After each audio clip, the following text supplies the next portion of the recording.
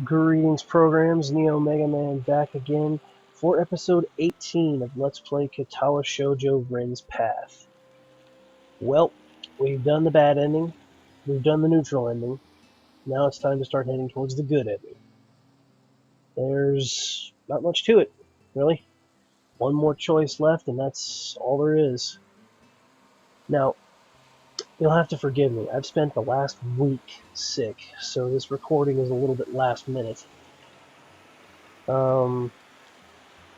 If I have to turn off my mic for a moment and everything goes silent, it's because I'm having a coughing fit. I'm still not 100% okay, but I figure I'm well enough that I should try to get this done. So, let's move on, shall we? A moment. But if you found someone like that, then what? Do you really think that it would be some kind of be-all, end-all thing, star-crossed lovers and happily ever after? My question is met with a blank stare, the darkness in her eyes unfazed by the thinly veiled bitterness. No, I don't think that. But at least then I wouldn't have to be alone. She whispers the words to the lights of the town, but I hear them anyway. I shouldn't have done this. Not yet. The exhibition? She nods and closes her eyes, breathing calmly as if to prove she can, and then continues talking to herself. Why? Wrong conjunction of the planets?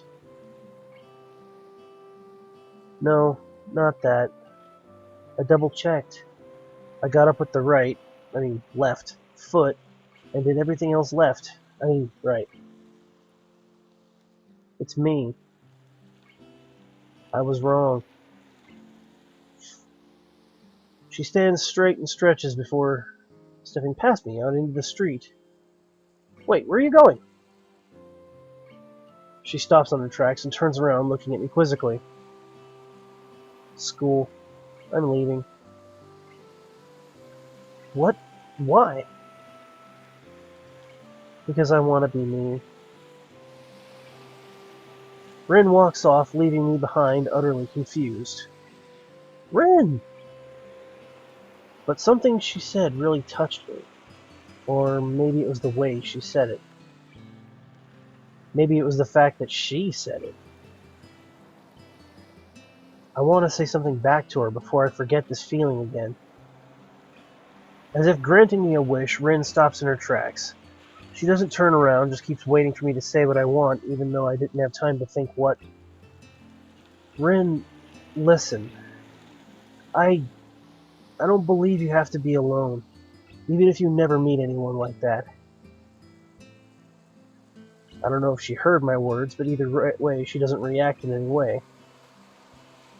For the final time, she starts walking away from the gallery. So, where's Tezuka?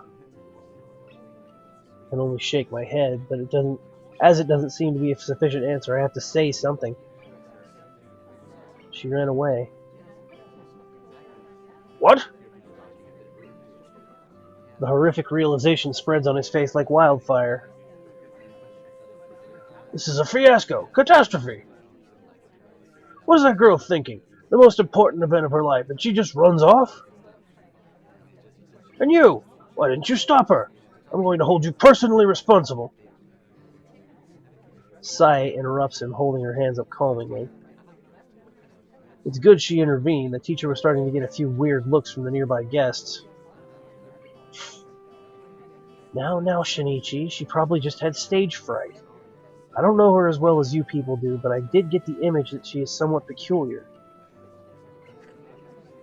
This kind of thing can happen. It'll be fine. I'll explain that she suddenly became ill. The guests will surely understand. But look around you. Everyone seems to be rather happy with their free wine and chit-chat. The guests will be fine, but we are missing The guests will be fine, but we're missing opportunities here. Networking, making contacts and acquaintances. As the adults keep arguing about something that can't be helped, Emmy tugs my sleeve to get my attention. She doesn't look very happy either. Come on. Where? I'm going to find Rin and kick her ass. What? I can't believe it. She's so stupid. That Rin, how could she do this? I'm telling you, she doesn't have a bit of common sense in her head. Emmy is seriously angry, only missing the steam rising from her ears. I guess I understand Emmy. She is that kind of person. Give up has never felt like a part of her vocabulary, and maybe she feels it shouldn't be a part of anyone's vocabulary. It's probably best to leave her alone for tonight. What? Are you a Rin expert now? She takes a firm stance and puts her hands on her hips confrontationally. It's like she wants to pick a fight with me, too. No, I don't think that's even possible in the first place. I just don't think that kicking her ass would do any good. My melancholic remark surprisingly works, as Emmy slumps her shoulders a little and sighs. I know that. You do? The last time I did that, it changed nothing. The ride back to school in an empty late-night bus is silent. Both of us keep staring at the lights flashing past the windows without saying a word. He's referring to him and Emmy. The nightly grounds are quiet, lit only by the wan moon and yellow lampposts. We say our goodnights in front of my dormitory. Emmy reflexively clenching her fists compels me to ensure that she won't assault Rin the moment I let her out of my sight. Promise me not to go scold her. She looks up at me, her eyes flaring with that anger that I match with as calming a look as I can. It's only easy to face an angry woman if you're not the target of her ire. After a minute of the mismatched staring contest, she sighs and shakes her head in defeat. You're too nice, Hisao. Did you know that? Hints of a smile are tugging the corners of her mouth as she says that, and she seems a lot more relaxed. What a sudden change of mood. Maybe she wasn't as angry as it seemed to begin with. Maybe her moods change easily. Maybe she's a weirdo. I don't know. If I was, I would have let you have your way. Does that mean you're only nice to Rin? Both of us are hiding our concern behind empty jokes, but at least it puts me in a good mood. Emmy waggles her eyebrows with a half-amused smirk, trying to push my buttons. Not gonna work. No, it just means I'm not nice only to you. Hey! Good night, Emmy.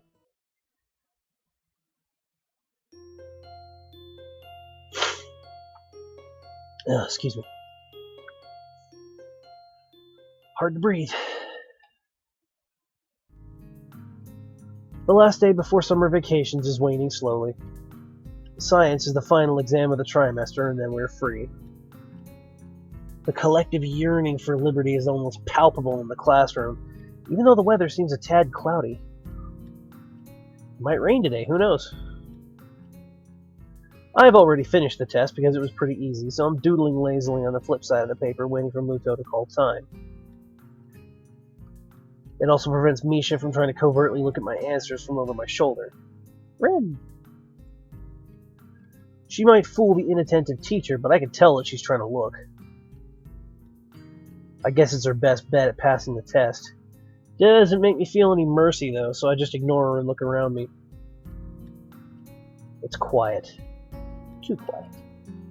The only sounds in the classroom are the quiet shuffling of papers and Muto's constant coughing. Yeah, I feel that. It makes my awareness of the surroundings slowly drift to the backstage of consciousness, giving room to other things. Vacation, huh? Some people will stay at the school even over the holidays. Some will go back to their families. I don't know what to do. I should go buy a train ticket for my trip back home, but I can't bring myself to do it. I bet I'm going to get a call from home again. Mom's going to pester me about when I'm coming back, and I'm not going to know what to answer. This is really lousy. In the current state of things with Rin, it feels like I just can't bail out of here and pretend we are through. And now she has other problems of her own. I thought that the exhibition opening would give her a breather, but I was sorely mistaken. The tangle just seems to thicken.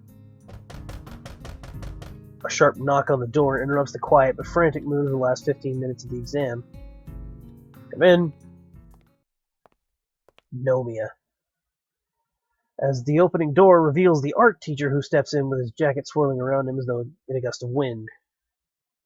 He glances at Muto, who glances back at him. A frown spreads simultaneously on both of their faces as the men measure each other with their gazes. Science versus art.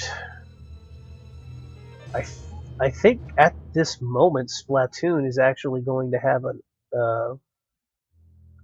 what do you call it? Splatfest, where the choices are science versus art. Which is kind of funny. Excuse me, can I borrow Mr. Nakai for a moment? Excuse me, Mr. Nomia, but we are in the middle of an exam here. A chilly atmosphere suddenly spreads in the middle of a summer afternoon as the two men try to stare each other down. This is urgent, and it seems that Nakai has already finished. Both men turn to look at me, staring at me like a pair of basilisks trying to petrify a tasty snack. It's true that I've been idle for a good while now, so Nomia is right, but... Nakai, would you like to check your answers one more time? Muto speaks with an odd intonation, weighing certain words as if trying to send a message. The pressure from their stares makes me rapidly shake my head, which is apparently interpreted as an answer of some sort. Very well, Nakai. Go with Mr. Nomia, if you please. Take your bag with you and bring your test paper to my desk. You have a nice vacation. You too, teacher. The entire world, well, at least the classroom, seems to hold its breath just for me, putting the exam on hold until I stand up, collect my stuff, and walk to the door. I can feel the stares in the back of my neck. My classmates probably think I'm in for some detention or something on the last day of school before summer vacation. I don't know what the teacher wants from me, but I can guess it's probably not detention, and that it also probably has something to do with Rin. Again. Eep. Nomia doesn't take me anywhere, contenting himself with the hallway as it's completely abandoned. Do you know where Tezuka is? So she's trying to avoid the teacher. Par for the course, probably. I wonder if she realizes that she can't avoid dealing with this indefinitely. I have no idea. You've probably asked from her homeroom next door? Of course I have. I've searched every nook and cranny of this blasted school and the girls' dorm. You're the last one to see her since yesterday, and you're her friend. Work with me here. Aren't you worried? I am, but I don't know what I can do. Rin did something incomprehensible yesterday, even for her. She seemed really confused. Maybe she just wants some time to think then. I got the feeling that she had second thoughts about having that exhibition. Or something. She didn't really explain what was wrong. What second thoughts? I don't know. Just got that feeling. I'm being a little dishonest with the teacher, but this is not something I should be meddling with. He came to me. Yes. Why? Maybe he thinks I'm some sort of confidant of Rin's, but I don't think I can help with this matter. The teacher huffs and scratches his head in confusion. What's up with that girl? This is so unlike her. She's always been so goal-driven. Goal-driven? Those don't really strike me as words to describe Rin with. To me, she always felt obsessive at best. I don't mean to be rude, but wasn't it you who pushed Rin to that direction in the first place? Her goal is my goal. That's a mentor's job. I guess so. I just don't know if painting can make her happy. That's pretty preposterous of you to say, Nakai. He suddenly sounds pretty irate. Did I say something stupid? You don't understand, do you? It's not a question of happiness. For every gain, there's a sacrifice to be made. There's no free lunch, but would I let that girl waste away her talent if she has a moment of doubt? Never! Painting is work, just like any other. Tezuka might make it look like child's play to you, but she works very hard every day to make her art. To become extraordinary, one has to make an extraordinary effort.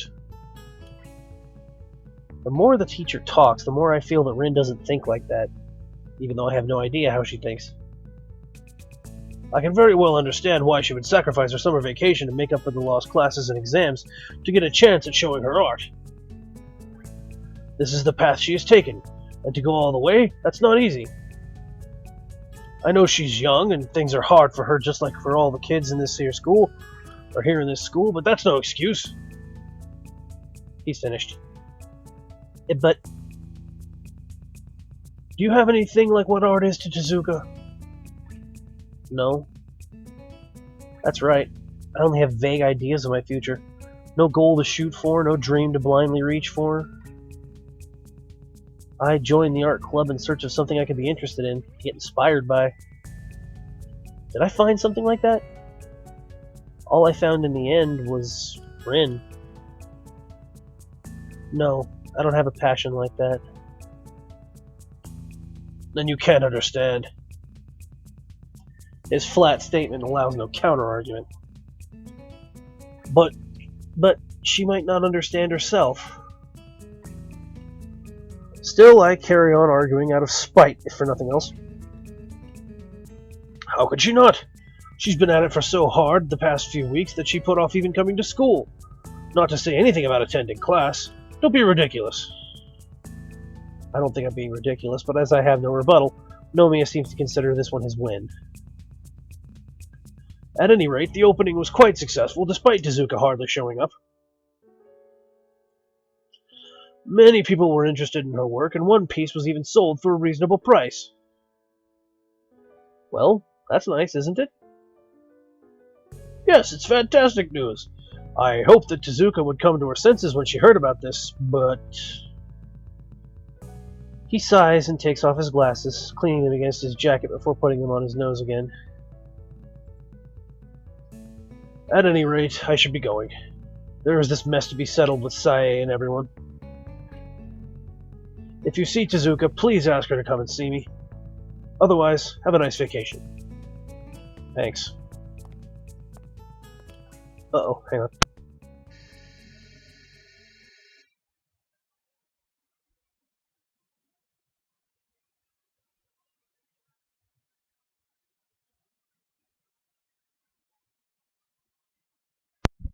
Sorry about that.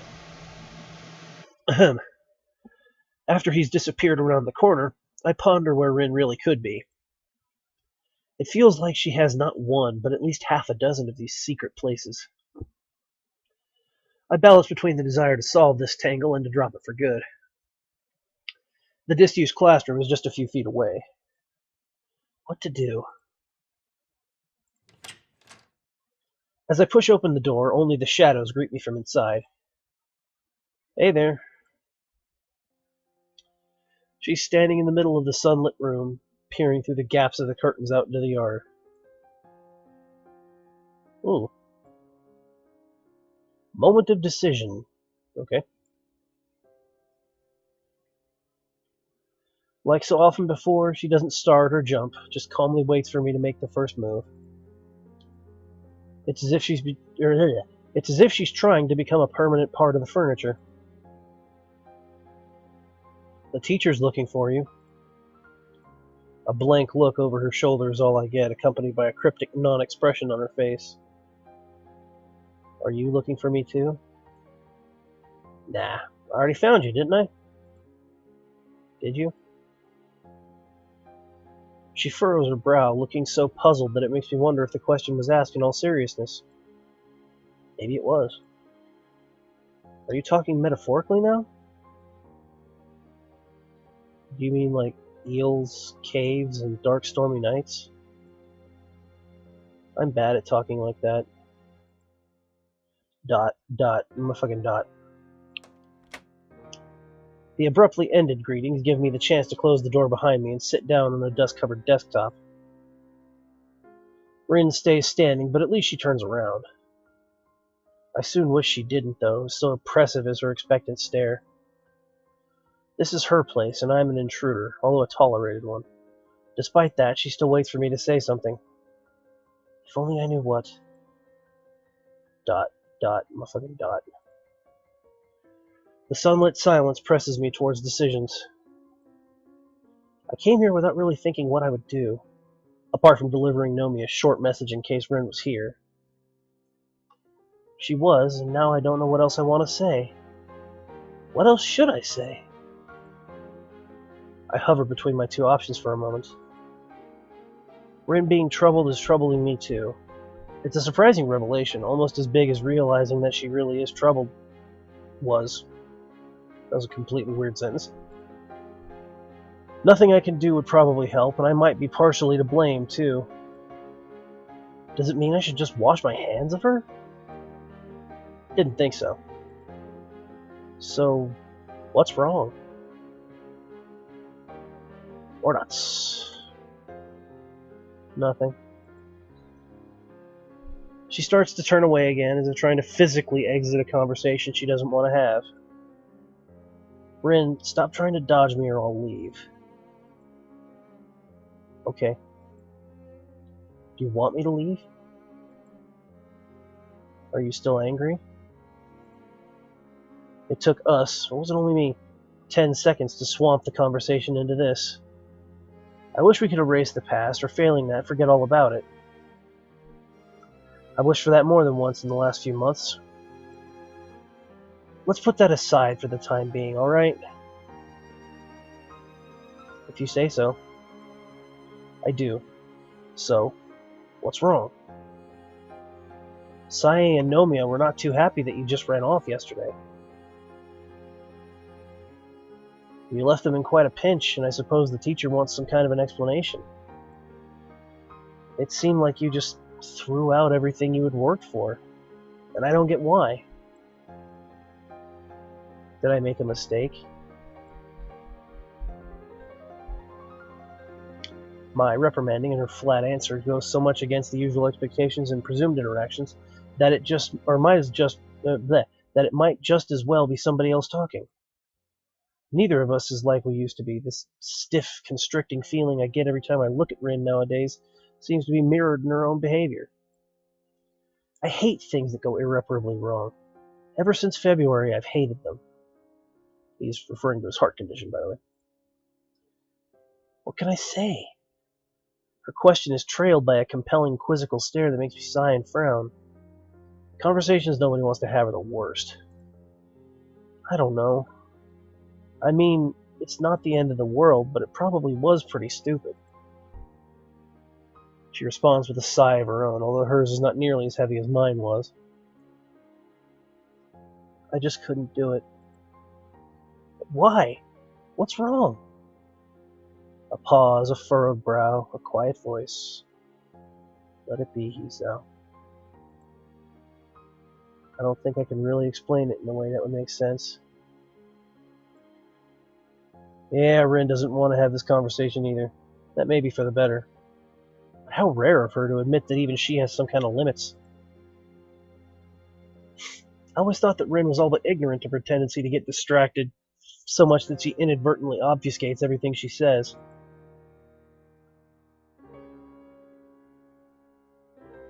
You never explain anything in a way that would make sense. Nobody else has ever asked me to. I guess that's how it is. But I always wanted to make sense of you, to find out who you are. I still want to, can't you see? I know you can't. But I do. Is that why I keep this up?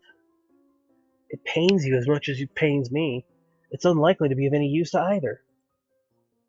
We did things and said things that can't be undone. It's as if you and me being close to each other just hurts us both, but we still deliberately keep doing it. Isn't that silly? Even now, I can see how you force yourself to respond even though you owe me nothing. even if it's hard to talk about things like this. Why? Why is it that you paint?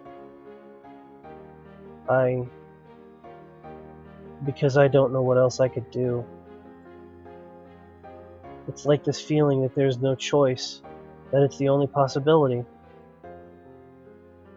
Like when there are only watermelon-flavored popsicles left in the store, but you need to eat a popsicle. Her poor metaphor aside, she didn't really answer anything. If possible, this makes even less sense than not knowing. But if you don't want to paint... Not like that.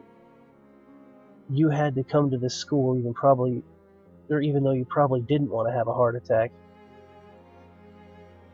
She pauses, frowning as if something in what she said didn't please her. At least I think you wouldn't.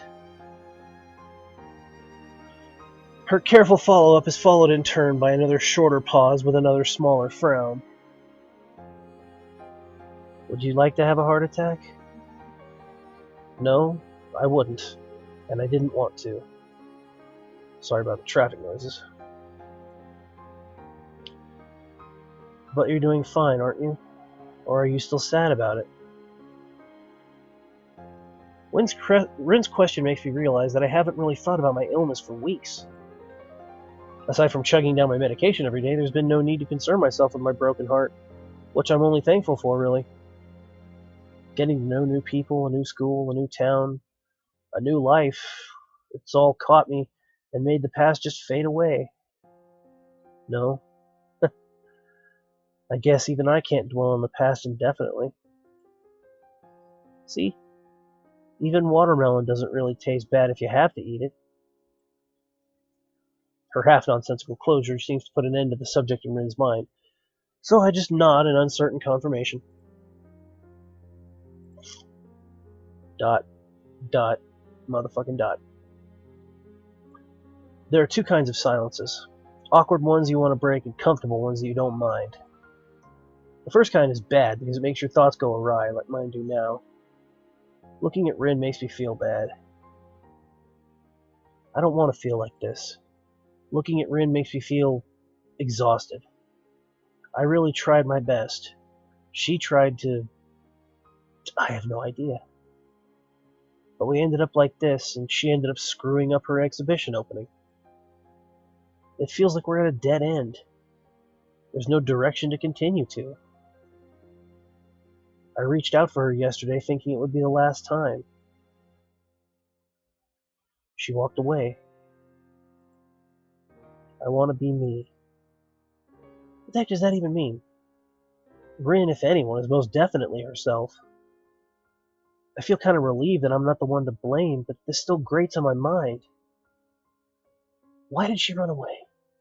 It didn't make sense yesterday. It doesn't make sense today. The things she said feel like they should make sense, but they just don't to me. You know, about that thing you just said. Which one of them? Painting. Sai said something like that to me before. That a true artist does not paint because she wants to, but because she must. And I've been wondering about what she said.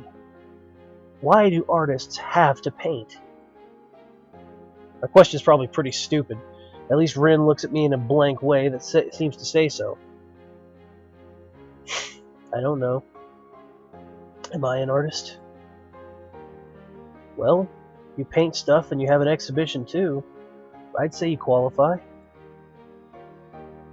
I still think I don't know, but okay. The thinking pause that follows seems to last for half an eternity. Unlike most people, Rin doesn't flavor her thinking pauses or body language by saying like or anything. Sorry. I noticed that I might prefer her way. The usual way even annoys me. As if people were so infatuated by the sound of their own voice that they just have to keep making some noise even when they're just thinking about what they could say next. Rin just comes to a full stop while she's thinking. It's disconcerting because reacting to people spacing out is always hard, but she comes off as less obnoxious. I think I want someone to see what's inside me, not the way doctors and serial killers do. The way that doesn't make me feel lonely. This is what you call metaphorical, you see. Please don't lecture me about self-evident things. It's not self-evident that this is self-evident. So you present a painting to someone and expect him to magically see a glimpse of your soul? It's not like that. It's just a little like that, but not really. Don't you understand? I do, and I don't. You know, I feel a little bit of despair every time you ask that question. What question? About whether I understand you or not. She seems almost surprised at my clarification. Oh, it's not really a question. It's one of those kind that you don't have to answer. Rhetorical. Yeah, that's the word. A question that's not a question is a rhetorical question. How nice. That reminds me. It doesn't really make sense. What kind of question is one that isn't a question? A rhetorical one. What kind of an answer is an answer that doesn't answer anything? Is that a rhetorical question? You're not funny. I thought it was pretty good. But if you don't like it, would you like me to say something else instead? I don't have any good ones, though. How about, your pants are on fire? This could be our secret language. Rin's honest-to-goodness silliness, made twice more ridiculous by the fact that I know she's dead serious, derails me like it always does. It's like some kind of safety lock to prevent me from becoming too much of a worrywart, dragging even my own thoughts off the ground where they should be. It makes me smile confusedly, but only on the inside. Even though the corners of my mouth are not drawing into a grin, I'm still impressed by her ease of wrecking any attempt at being too serious. Could she, should she will so, forget and ignore things that bug her, things that bother her? Could she, should she will so, be free of whatever burden being her means? Or am I the only one who feels burdened by being myself? No thanks. But still, the times I feel that I'm on the same page as you are pretty rare. It feels like there's this huge gap, and sometimes you just go to the other side, and I don't have any way to reach you from where I am. It's like you're in some completely different place at times, even though you're right here. That's right. There's an insurmountable discontinuity, an imaginary glass wall that blocks comprehension from happening. There might be such a gap between any two people, but with Rin it feels more tangible. Rin does not react to my thoughts, not to the ones I uttered aloud, nor the ones I did not. It's even worse with art. I'm not very good at art, I admit it. I joined the art club because I thought it could be interesting. And I guess it is. I like art. I like your art too. But just like with you, I can't comprehend it. And I'm pretty sure nobody really can. That seems to worry her slightly. Do you think so? Yeah. I guess that art is meant to be interpreted, not understood. That's how I'd put it. That's a sad thought. I guess it might feel like one. Does it make you feel sad for yourself? Rin thinks about this for a while, then shakes her head surprisingly vehemently. The first thing she focuses her eyes on afterward is me. Both of these things make me feel glad and relieved. That's good, isn't it? Anyway, you should go see the teacher and apologize properly. I think he's worried about you. Can you do that? This time she nods her head. Only it's not as vehement. The hallway's empty, almost intimidating. Nomia's office is the art classroom at the other end of the third-floor hallway. Our steps echo disturbingly. The atmosphere is unlike on a normal afternoon. It feels like the school knows that nobody will be coming back for a month, too. The door is open, but not very inviting. I'll, wait outside. Shoop. Nodding barely noticeably, Rin strides in without stopping, and naturally without knocking. Maybe that's why it takes a few seconds before I hear the teacher's voice from inside. There you are! Hello. A conflict arises. Should I stay here or go somewhere else? Well, if you go somewhere else, then the audience can't actually hear what's going on, so stay put, Isa. I'm not sure if I even want to eavesdrop on them. Too bad. ...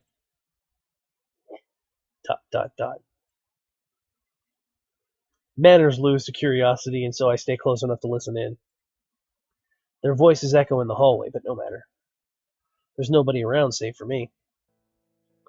Dear girl, what on earth were you thinking leaving like that on the big night? I couldn't say anything. Compared to Nomia's scolding tone, Rin sounds awfully quiet and withdrawn. Her words seem to drown under his. I have to say, I'm very disappointed in you, Tezuka. It was no good at all. Never mind all the things I did for you, but what about Sae? What about all the guests who wanted to meet you? There was nobody. Even Hisao.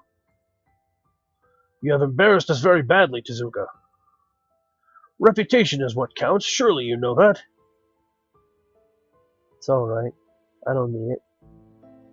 Don't need? What do you think you know? Rin's replies seemed to agitate the teacher more, his voice rising with every sentence. The path of an artist is a thorny one, I'll tell you that. Thorny. You have to see the big picture. There will be bad times and good times. Things are like they are. It'll be alright even. You might now think that it's oh so wonderful and easy, but how far would you have gotten without me? I won't always be there for you. When you lie on the floor of your minuscule room, rent 3 weeks late, your mind blank for the 4th week straight, then you'll wish you would listen to old Nomiya a bit more. When you keep measuring how the shadow of your chair becomes longer over the spring, because that's all your lethargy allows, maybe that's when you'll start caring about your career. That doesn't matter. Your resolve is not enough. I'm not a resolved person. You are not a resolved person. Then tell me why. Why? Why did we go through all this trouble if it amounts to a mosquito shit? Oh dear. Teacher blew a fuse. Him yelling at Rin makes me feel bystander's guilt. If I had gone with her, maybe he wouldn't have gotten so angry. If I'd not let her run away, he wouldn't have gotten angry in the first place. I still could go and save her. I don't think I can. I was the same. I yelled at Rin too, and I'm feeling all the more embarrassed about it now. I felt justified to vent my anger at her face just because I felt that it was her fault that I was so frustrated. I was no more justified than the teacher is. Well, it's good that Hisao's finally realizing that. ... Motherfucking dot. A terrible silence sets upon the hallway. Rin doesn't have anything to say to Nomiya. Whether she's run out of answers or she knows that arguing would only make him angrier is anyone's guess. The teacher has nothing more to say either, it seems. Or maybe he just ran out of breath. For a moment I imagine the two of them just staring at each other, one full of red-hot anger and the other full of... Yes? What? I can't tell how Rin feels. Not before, not now. Teacher seems to expect Rin to say something too, but since she doesn't, he finally continues in a quieter but not less angry voice. What worth is there in doing so much work if the outcome is nothing? Still, Rin will not say anything. I'm sorry. I shouldn't have gotten so excited. He doesn't sound sorry at all. Rather, his tone is cold and sharp, like he was spitting the words out of his mouth. It seems that I was expecting too much. You're not an artist after all. Yeah, not sorry at all. Whoosh. He storms out of the club room and down the stairs without noticing me. After he's gone, I peek carefully inside the classroom. Rin is left standing there in front of the teacher's desk. I couldn't say I'm sorry. She says it into the humid air of the classroom, not to me. But since the room won't answer her, I'll have to. That was unfair of him. He was angry, but still. I can't decide how to end my sentence. Disdaining the teacher feels like disdaining my own behavior from 2 days ago. Stupid, but correct in hindsight. Rin won't answer, staying petrified where she stands, so I walk up to her. She stood up for herself. In a way, I didn't expect that. I can't determine whether it's unbecoming or not, but either way, she did it. Against me, she never did. I sort of wish she had. Maybe I wouldn't feel as bad then. Lately, it seems that I've been wishing for all kinds of things. Rin? Go away. Why? What are you saying? You're angry with me too, right? I thought you were my friend. I thought he was too. Her voice is unlike I've ever heard it. It's bitter, sharp like needles. She keeps staring pointedly at her toes. I don't think it's about that. He wanted you to be something you're not. And I take a deep breath and finally catch her eyes in my own, locking our gazes. I'm sorry. I wanted us to be something else too. More than friends.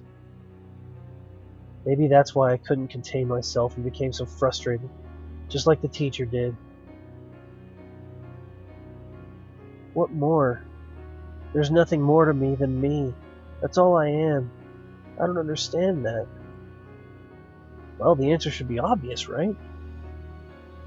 I remember myself thinking of the purpose of friendship, to put up with everything and anything to be there for your friend. Did I fail as a friend, thinking it could be a stepping stone for something else?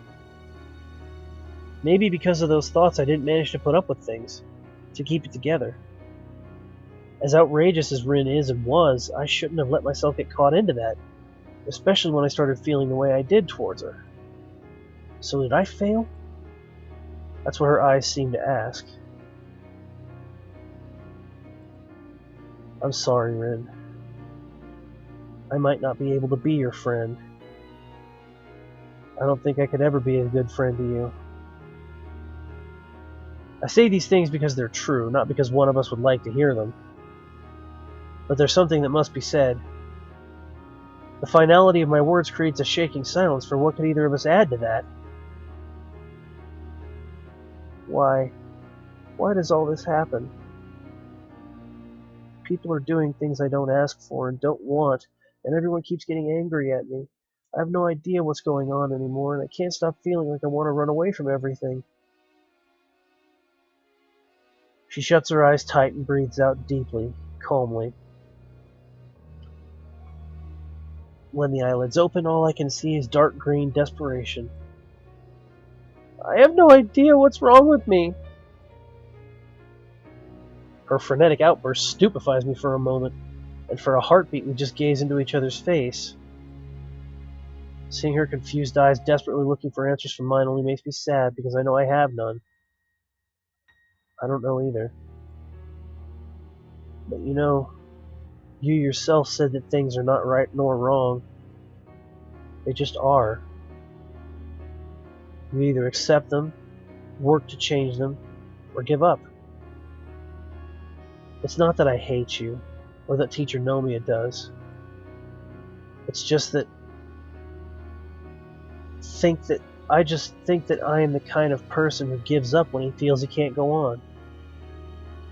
And even if you hate it, this is how things are. I'm saying pretty cruel things, but I can't stop myself. The words keep rolling off my tongue with slow, hard certainty. I can see them hitting Rin like almost physical blows. As the wetness gathers at the corner of her eyes, they're still wide with the shock of rejection. As the tears start rolling down her pale cheeks, she does nothing to stop them.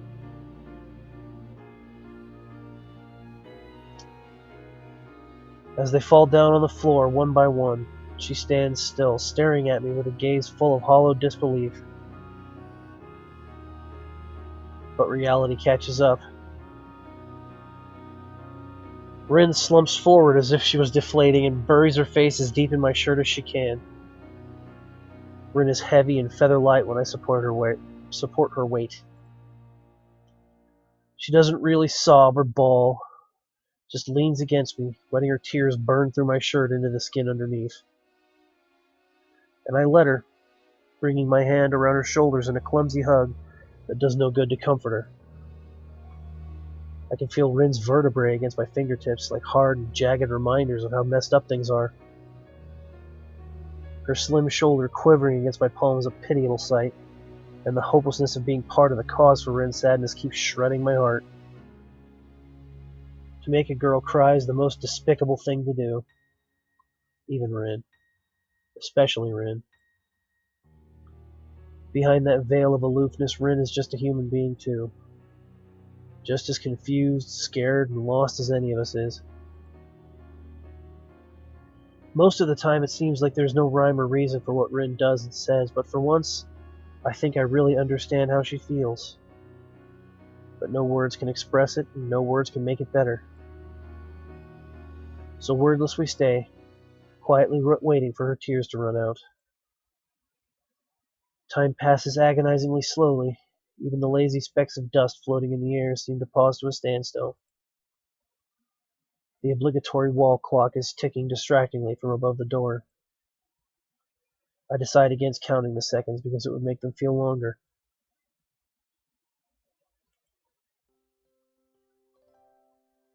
Eventually Rin stirs a little and, still smothering herself against my chest, mutters into my shirt. Let me be here for a while. Please, Hisao. Just give me a little while. A soothing deluge spreads into my consciousness. The knowledge that while being here for Rin is all I can do for her, that's all she wants right now, even after all we've gone through. Sure. So she stays there. But I still can't bring myself to draw her closer so I can embrace her properly. It's because doing it would just make me so sad that I don't know if I could bear it. The realization that we might never really be able to become what we want to be for the other crystallizes into my mind as a diamond-hard enlightenment. A pang surges through my heart like an electric shock. It's painful. This clarity hurts. What can we be for each other? What meaning is there for us to desperately cling to each other even though it seems so futile? What should I say to Rin? How to make her feel better? I don't know any of those things, and I fear knowing them would only hurt more. Forcefully, I pushed all of that out of my mind because I don't want to be thinking of harmful truths. My thoughts calm down soon enough. The sadness disperses until all that's left is me and Rin, and the tender feeling of her warmth and softness against my chest. When did I fall in love with her? I can't remember. But I'm certain it was way before the warm touch of her lips on my own. That orange-colored afternoon when she was sick with cold and I went to see her because of unclear reasons. Her carefree attitude, the air of otherness all around her, all the things that make Rin herself. These things just captured me with irresistible force. The way she could take in anything and everything, giving it only the value she herself placed, weighing all things fairly and without prejudice, seeing the world as she wanted. This is something I could never do, and Rin was probably more of a muse to me than anything ever was to her. Again, sorry for the road noise.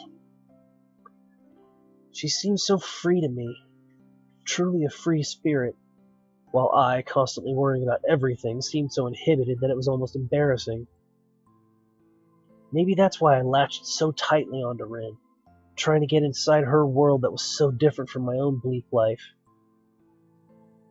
Before I noticed it, that irresistible force had pulled me dangerously close to her, but it turned out to be way too alien for me. And I had forgotten Newton of all things. The gravitational force is inversely proportional to the square of the distance between the objects. So if two people feel something for each other, even though feelings are not governed by the constants of the universe, I can't help thinking that for some time now, I've been a satellite to Rin's brightly shining planet. Planet Rin.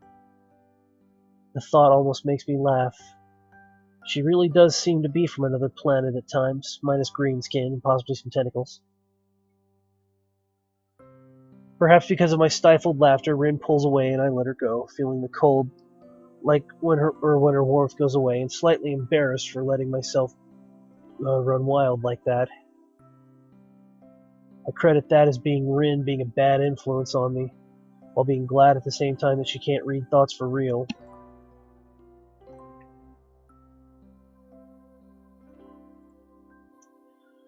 Rin's bitter tears have dried up and she looks a little more herself again. The lost look in her eyes, though, is still there. Her gaze wanders around restlessly before stopping at me. What happened just now? Can you tell me?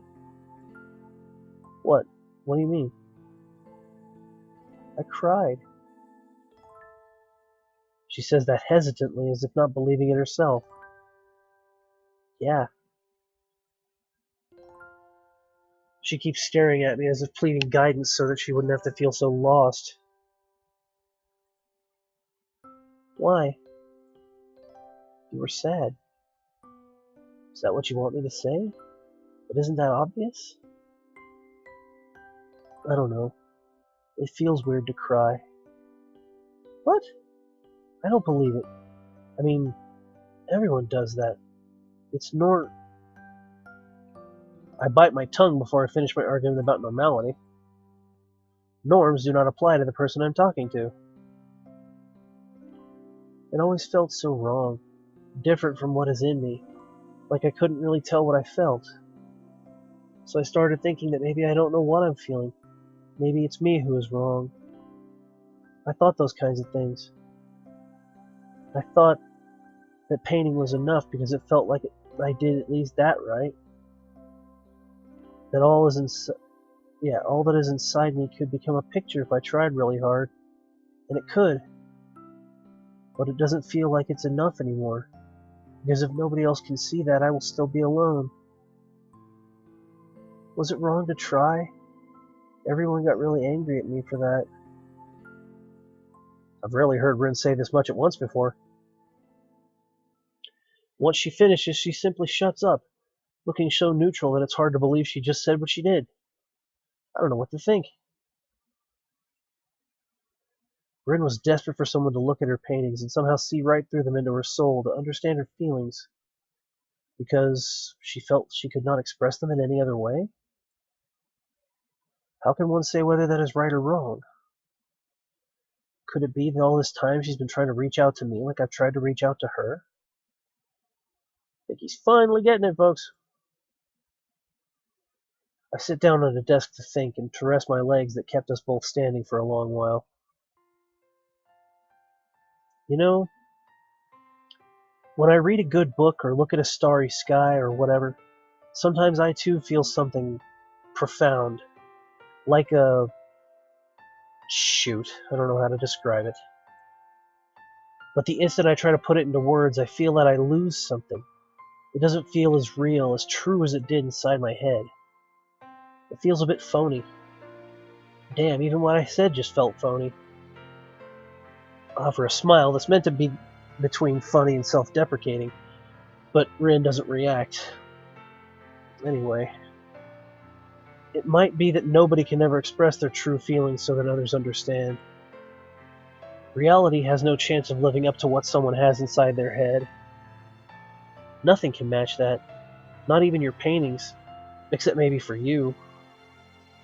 But I suppose you can't keep everything inside. You'd explode for real then. What I'm trying to say is, I don't think it's wrong to express your feelings, even if you use painting as your conduit. You can't just expect people to understand you any better than they would if you did it any other way. In fact, you can't expect people to understand you at all. It's because everything is so subjective. You see the world the way you do, but it's different from everyone else. But isn't that terrible? I guess it is in a way. She frowns, looking probably as stricken as she can, which is not much, but it's enough for me to understand that Rin is not particularly happy. I think it might make me sad after all. Yeah, I know. I wish I could do something to help it. I don't think I sound bitter, even though I am a little. This is my problem. I cannot be what Rin wants for her. And for the same reason, she can't do the same for me either. She makes a difficult face, carefully trying to pick the words she wants to say. So Rin has times when it's hard to say something too. It can't be helped, I think. But if you say that, it makes me feel a little better. It's funny how some seemingly irrelevant things are the most significant ones at times like this. Like how Rin's voice is very, very small, barely audible when she says that, and how even her short bangs can cover her eyes when she looks downwards. And how they can't cover the deep red color rising on her cheeks and all the way to the tips of her ears. They turn into a very interesting shade of red. A deafening silence follows. It's very awkward, as if I saw something that wasn't meant to be seen, even if it wasn't on purpose. I don't know what to say to that, but I keep feeling like I should know. She doesn't either. Still, it feels like there's no momentum to lose even if we keep silent. Like we have some weird, wordless connection that would hold even so. Rin keeps shifting her weight from one foot to the other restlessly, looking everywhere around the room except at me. She's the one who finally breaks the spell. Can we go? I don't want to stay here. Oh, yeah, of course. Where? My reply is covering my nervousness as badly as her question is covering hers. You can go wherever you like. I want to sleep. I haven't really slept for a few weeks. It feels like there's a flock of light blue butterflies inside my head. Makes it hard to think properly. The kind that you think is too blue to really exist, like Emmy's panties this morning. She shakes her head. I almost expect a couple of ultramarine-colored morphos to pop out of her ears. A small smile tugs up the corners of her mouth. That reminds me. The blue, not the panties. The word for a flock of butterflies is a swarm. I looked it up. It makes my eyebrow rise into a questioning arch. Why don't you use it then? I like the other word better. Why look it up in the first place then? Then you should use it, right? She nods and falls silent, her gaze escaping mine to the side, attracted by the dark orange sunlight refracting from the windows. We stay like that for a little while, me silently looking out of the window. Me silently looking at her, silently looking out of the window. My bad. Hey, you alright now? She glances at me from the corner of her eye, looking wistful again. The sunlight's reflection doesn't betray any more of her inner feelings. I'll need to think about that. I wanted to continue this conversation, grasping at those straws that she finally revealed to even exist. But Rin is looking out of the window so absent-mindedly that I know she won't be responsive in any way that would make sense. It's like some kind of defense mechanism to avoid being sensible. Her mind is like a butterfly in itself, always fluttering somewhere away whenever it's stirred. Just when I thought I could see behind her veil, she jumps out of my reach again. Maybe that's just how Rin is. Maybe that's something I should just accept to get some peace of mind. Okay, I'll walk you back to the dorms then. Thanks. Really. The empty hallways of the school devoid of its students feel very lonely. Less than 1 hour after the summer vacation began, the building seems to be deserted, and all that intrudes on the stillness of the hallways are our footsteps. The change is sudden, but it shows how the building is just an empty shell, dead without its students and teachers. It's as though the school has become a private world for only the two of us, a desolate place filled with silence and chalk dust. I think I have to change. She says it out of the blue while we walk down the staircase from the 3rd floor, still managing to feel like she's mirroring what I was thinking just before. That's what people must do sometimes. That's the last thing we say to each other that day, even though there's so much more that we could talk about. And even those words drown in the all-encompassing silence, disappearing into the stagnant air as if they were never said. Finally, the daybreak.